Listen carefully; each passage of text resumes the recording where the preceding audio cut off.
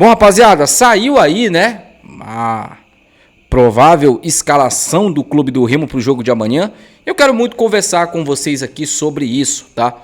E é óbvio que existem aqui algumas dúvidas que a gente pode até falar aqui nesse vídeo, mas tudo isso vai apenas ser, eu acho que, informação, né? Porque até a bola rolar, até o nosso querido Juan Carlos Velhório, Pardosório, Osório não colocar a escalação, a gente não vai ter certeza de nada, de quem vai entrar em campo, de quem poderá figurar o time titular, de quem vai ser reserva, a gente não sabe. O que a gente sabe é que o Clube do Remo relacionou os jogadores, né? Divulgou a relação dos jogadores para o primeiro jogo da final do Campeonato Paraense. E a cavalaria, meu amigo, tá toda posta. A tendência é que amanhã tenhamos um time titular do Remo em campo nesse primeiro jogo da final, né? Juan Carlos Osório escalou aí os jogadores. É basicamente a mesma formação com o acréscimo aí do grandioso Diego Hernandes, né? Que vai voltar aí à lista de relacionados do Clube do Remo. Acredito que comece até como titular amanhã. Mas vamos lá, vamos ver, vamos ler aqui para vocês os relacionados, tá? Para essa partida contra a equipe do rival. Marcelo Rangel, Ivan são os goleiros. Laterais, Marcelinho, João Lucas e o Cufré, tá? O Clube do Remo segue aí buscando opções. O lateral esquerdo, só uma informação para vocês, tá? O lateral esquerdo do Avaí, o GB, né?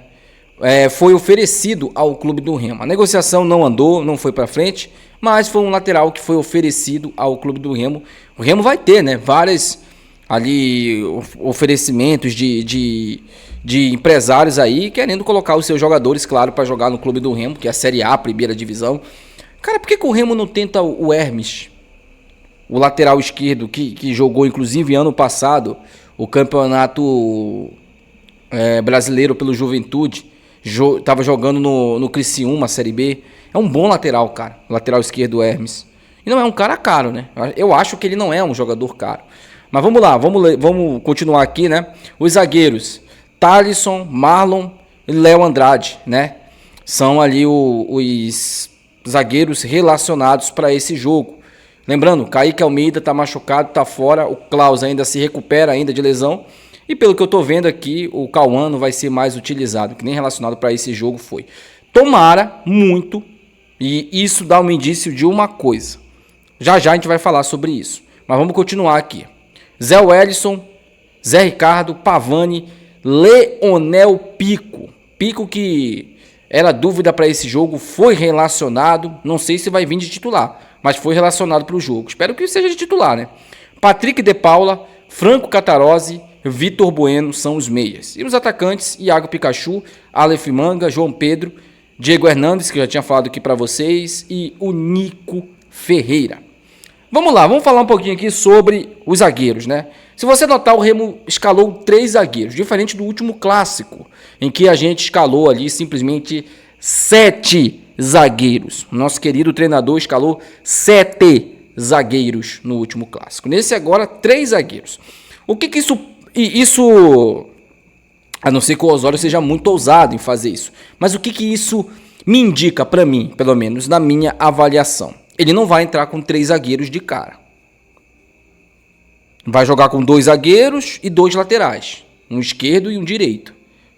Porque, senão, como ele vai conseguir substituir algum zagueiro em uma eventual lesão? Você tem que ter zagueiro no banco. Ele só relacionou 3 zagueiros. Então, eu acredito, mas aí é apenas um pensamento meu, tá? Eu acredito que ele não vai começar o jogo com 3 zagueiros. Menos mal, né? A gente vai começar o jogo com 2 zagueiros mesmo. Eu tenho a impressão de que se o Osório escalar todos os jogadores nas suas respectivas posições, a gente vence o jogo amanhã.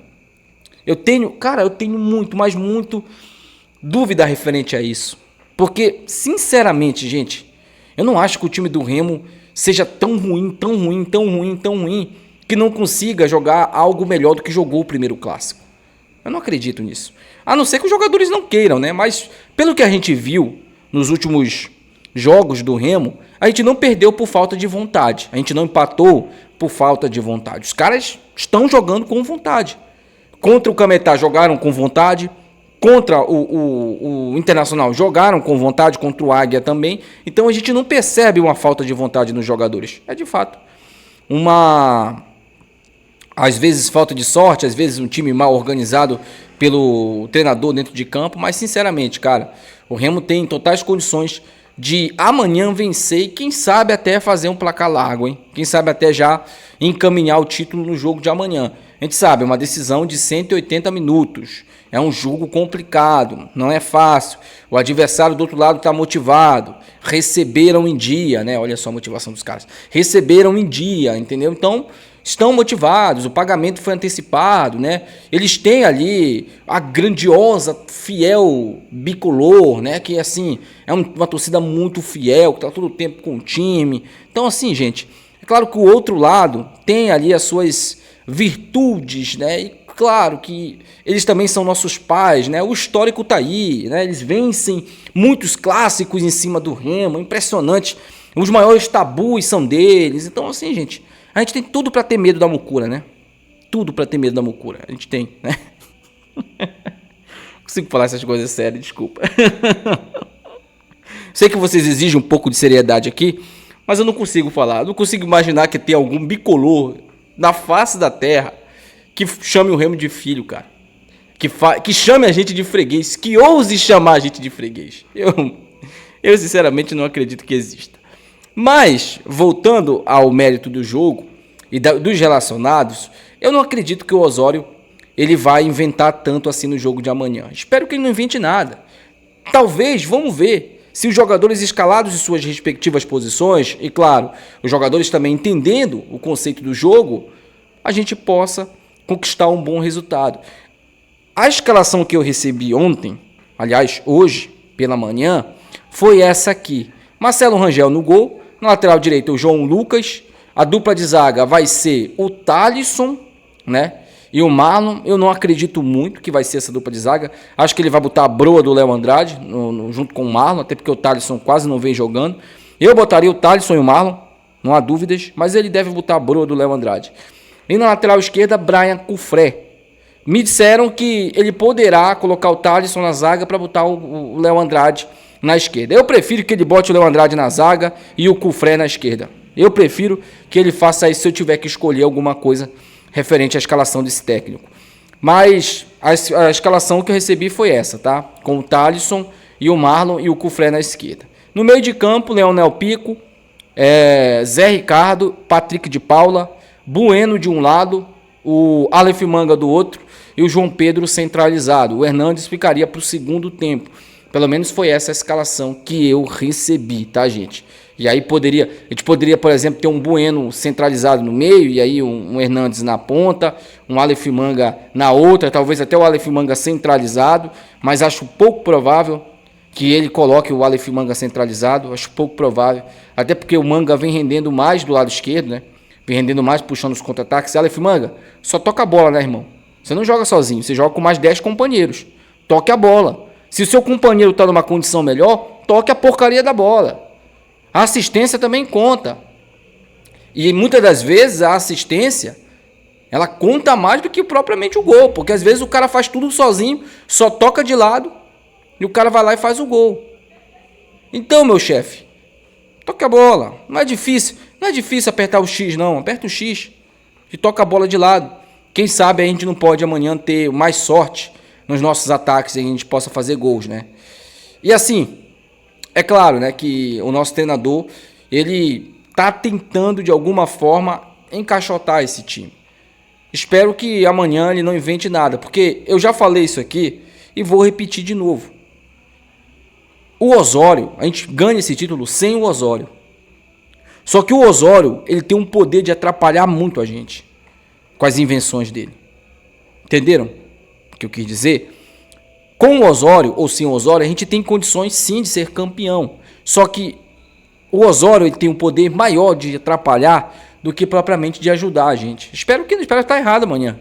Espero sinceramente que amanhã o time entre em campo e ele possa colocar o melhor que ele tiver ali à disposição, até porque ele disse que vai priorizar muito esse título. Gente, é um título. É um título, é a chance da gente praticamente empatar com o nosso filho, né, nos títulos, e ano que vem, de fato, empatar com eles, né, com 50 títulos. Então, o Remo não pode perder essa oportunidade. Não pode perder essa oportunidade, não pode vacilar. Tem que entrar para ganhar esse título. Ah, mas os atletas podem se machucar, irmão. O cara pode se machucar no treinamento. Ninguém está imune à lesão. Infelizmente, o cara pode se machucar no treinamento.